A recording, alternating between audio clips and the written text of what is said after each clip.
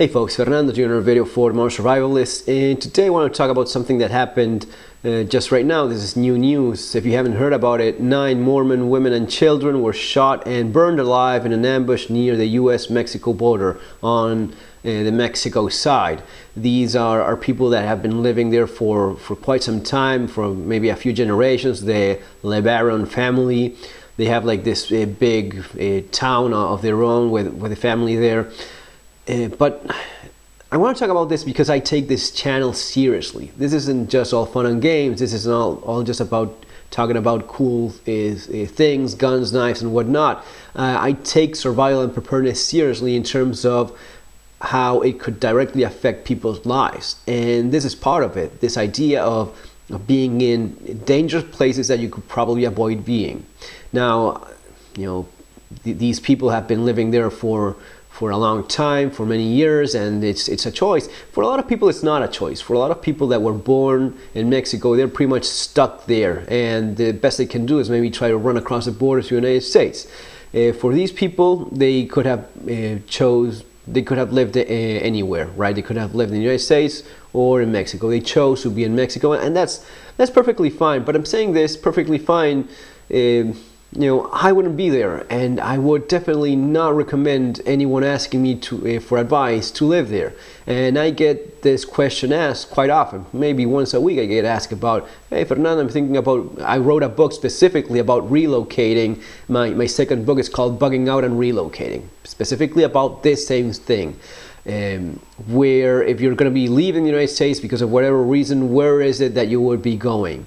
And very often I get asked about moving to someplace in Central America or South America, or I get messages from people thinking of moving to Mexico, or maybe already living in Mexico. And my advice is always the same: just don't go to these places. And don't go to these places specifically because of this, because they are dangerous places, and chances are you're going to be perfectly fine. But then these things happen, and your wife gets, you know, apparently they were going in 3 separate vehicles.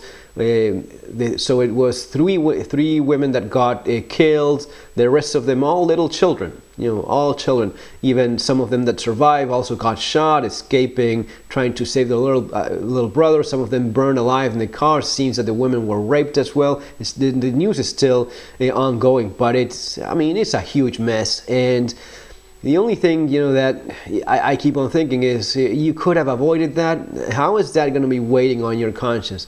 You know, knowing that it was a choice to live there. Why the hell were you living in Mexico? Again, a lot of people live in Mexico. A lot of expats choose to live in Mexico, and nothing happens to them. But then again, some things do happen. Now, this is my personal view of things, of life, and it's the way I am myself. I chose to not live in Argentina because of this kind of thing, because I did not want to deal with that sort of crime, that sort of violent crime that already exists in Argentina, has been existing for quite some time, still very much there. Not the same level as Mexico, definitely not. You know, you don't have these huge cartel wars where, man, Mexico is a place where the army took custody of the son of a drug lord, and they had to release it because of the attack of the cartels being overpowering them. I mean, the freaking Mexican army could not hold one of their prisoners against the cartels. So that is telling you that there's a situation in Mexico that it's beyond safe for anyone, no matter what way you want to cut it. You may be living in a nice little happy place with nice big bars on your windows and nice big armored vehicles and security, but it's still a freaking mess of a place. I would definitely not recommend anyone living there by any means. And if you do live there, best luck to you, my friend. I wouldn't, and I definitely would not recommend others to do that because of this. And when it happens, when it goes down like this, man, you know, one of the things, I don't know if I've mentioned this, probably did in older videos, but one of the things that really made up my mind about leaving Argentina was this story of a guy that left Argentina after the 2001 crisis. He came back to Argentina 10 years later, he moved, relocated in the United States, made a life for himself. 10 years later, he says, I'm going to be visiting Argentina again. He went to Argentina, and the day he goes out to buy cigarettes, he gets shot and killed during a robbery. You really cannot undo that. Same thing with these guys, the husbands of these women and the fathers of these children that just got massacred brutally. And you cannot undo that. Why expose yourself to that? Because this sort of thing does not happen in our places. This sort of thing definitely does not happen. When people ask me about, oh, I want to have living in a tropical island like they see in the movies and all that crap. Well, you can have that, and you can have a civilized place to live in where you're not going to be getting gunned down by the goddamn cartels. Move to Spain, move to Portugal. Those are developed countries, first world nations where these things do not happen. And you know what? You know what's one of the things I tell people and I write about as well? It's not about the cost. A lot of times people think, oh, I'm going to be moving to Central America because I'm going to be living like a king for peanuts. No, you're not. You're going to be living maybe like a local for peanuts, like the rest of them live. And that's not the lifestyle you want. For the same level for the same quality of life that you already have in the United States and you're expecting in these places, you're going to be spending a lot more money. Live in a neighborhood that is upper scale, upper middle class, or even wealthy. It's going to be expensive, and those are the only safe places. And you're going to be in a freaking cage with guards keeping your ass alive. The schools are all crap. You have to get your kids to a private school, and you're basically a prisoner in a dangerous place. That's what it all comes down to. Now, again, Argentina is not Mexico, but it's still bad enough that I decided to leave specifically because of this kind of thing, because crime was already a problem, because I lost count of the times that I've heard or got to see lives destroyed because of one bullet, or many of them. You just cannot undo that. And even if it doesn't happen to you, the thing is this, guys. You have two options: either resignation, you accept your fate, whatever it is, and you go about your life happily in a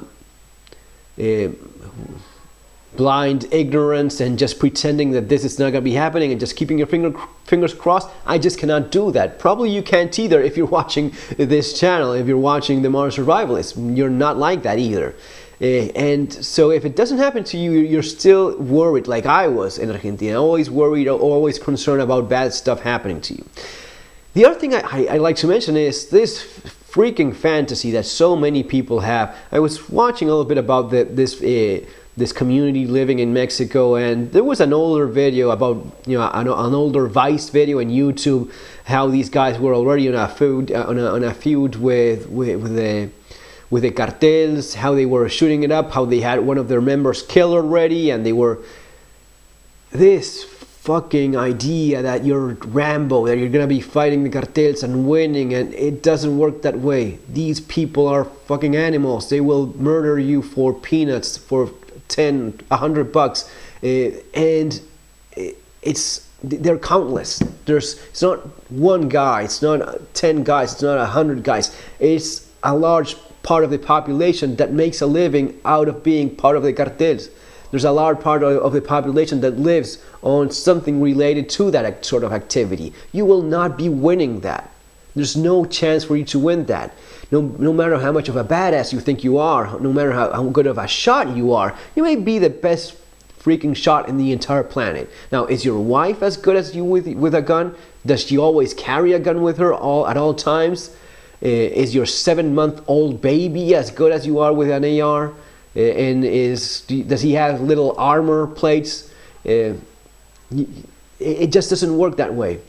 Life is something different, and Hollywood is lying to you when they're telling you that you can survive this sort of thing long term. I remember this same damn discussion happening in some of the survival forums about, look, this is how you do things. You know, when shit hits the fan, we should do like these guys are doing in Mexico. You organize yourselves, you have your guns, and you go about shooting. I love guns more than anyone else. You know, I'm pretty much a big fan of firearms, but I'm also realistic in terms of what you can and what you cannot do. You cannot live like that forever. You cannot even live like that long term. And these guys that got massacred, the cartels just one day woke up and said, we're gonna be going after them. We're gonna be shooting them up, shooting their kids, shooting their family, raping their wives, burning their 7-month-old baby in the car while their wife screams watching it. They just chose to do that one day. They could have done it years ago. This fantasy that some people have that you're gonna be building your little survival homestead and shooting it out with, stop reading crap like that. It just does you no good. I mean, read it, but don't adapt it as a viable strategy for real survival. It just doesn't work. Look what happened to these people.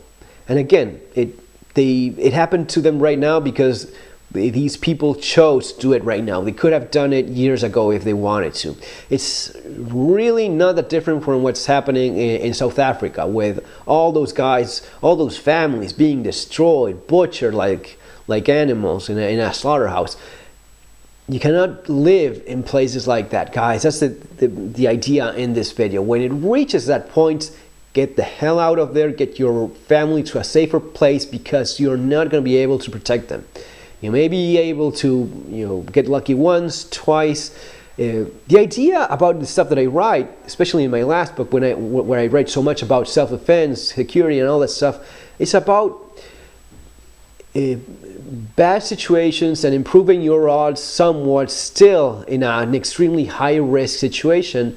But there's limits to how far you can take that. You cannot survive against cartels just by having your concealed carry gun and your rifle in your car and your armor, your plate carrier in the trunk, right? You're not going to be surviving long term against that type of environment just because of a few guns and a few buddies that you may have. You want to go to war with these people? Then go to war. War means leaving behind your family in your home country where they're safe, and you going with the U.S. military in there, and even then it's going to be hell as well. But having your family in that shithole, in that mess, there's no happy ending. Don't be fooled by whatever latest movie you saw. It just doesn't work that way. Guys, it's going to be all for now, and be realistic. These things happen. This just happened to several people just right now, and the consequences are you cannot undo that. It's written. It cannot be undone. What can be changed is your understanding of the real risks you're taking and letting go of this cowboy fantasy of we're gonna be shooting it out with desperados in Mexico when making a life out of ourselves in these crap places. These people are not human. These people have a very different understanding of what life is, and even the worst thug you can think of in the United States is a different creature compared to these cartel thugs that will do things you couldn't possibly imagine. Folks, it's going to be all for now. See you on the next video. Have a good day.